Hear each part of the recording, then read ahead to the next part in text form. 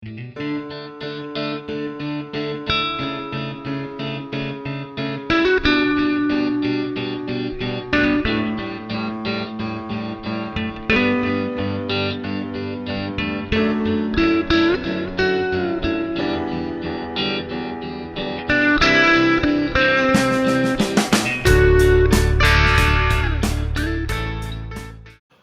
once again to Geography class. Today our topic is bush fallowing in West Africa.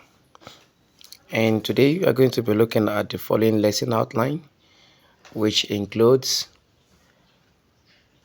meaning and characteristics of bush fallowing. And also we are going to be looking at bush fallowing advantages and disadvantages, which is rather called merits and demerits of bush fallowing in West Africa. And also we are going to be looking at crop cultivation. What it means to cultivate crops. Okay, today let's start with bush fallowing. When we say bush fallowing, it means when a farmer intentionally leaves his farmland so that the farmland which have lost its nutrient will regain back its fertility. Bush fallowing is a practice that is mostly common in western parts of Africa, and it's just leaving bush or farmland for a period of years so as to allow the farmland regain back its nutrients and lost fertility. And bush fallowing, also known as shift cultivation, where farmer leave one certain farmland and go to another land to cultivate for that farming season. Bush fallowing is between the period of nothing less than a year. Farmland can remain unused as the farmer may decide to leave the farmland to another farmland, shifting its cultivation to another farmland, and that land may remain unused for a year. And during this period, the farmer look for another piece of land to cultivate for that farming season. It is mostly done by a farmer who practice or involve in small scale farming. And what are the characteristics of bush fallowing in West Africa? As you can see, leaving of piece of land for it to regain its fertility naturally. The first characteristic is that the period of cultivation is usually shorter than the period for fallowing. A year or more for fallowing and 3 months for cultivation. Here also, we can say that local or rudimental implement or instruments are used. For example, we have like axe, we have cutlasses, we have hoes are being used.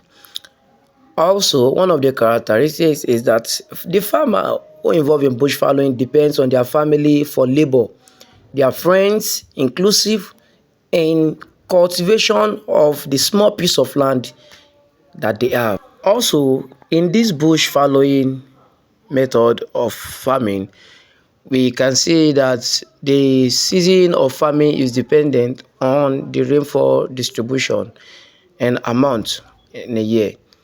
And also, because the soil is adapted to this form of farming or this practice, it no longer improve its fertility through fertilizer and also through improved seedlings. It is now resistant to those form of chemical improvement. And now onto merits of bush fallowing. We can see that bush fallowing allows farmer also to graze through on that same piece of land, which allows animal feces and dungs to improve the fertility of that same piece of farmland. We can say it can be used or converted to a ranch. Also, one of the merits is that the following period helps the piece of land to be free from disease and pathogens that cause a lot of disease to plants in the piece of land, because the plants are away for that season of fallowing. Also, we can see that fallowing helps to protect the soil from erosion because of the presence of cover crops and also weeds that are unwanted in that area. And also, we can say that the presence of tree helps to reduce the amount of wind erosion in that region. Here onto the demerits of bush fallowing. Number one is that a large piece of land are left unused to fallow, and also soil erosion can occur due to the fact that some soil have lost their fertility entirely and there is no ability for cover crop to grow or regenerate in that area. And also, we can say that fragmentation can occur due to the fact that a small piece of land is being used and left to fallow onto another one. We call that shift cultivation, and it brings about fragmentation. And also, we can say that it can make someone to waste his time spending more and getting less in return if someone involved in bush fallowing. And now we'll be talking about the crop cultivation as one of the lesson content. Now, every farmer has a way of caring for each and every crop he is raising.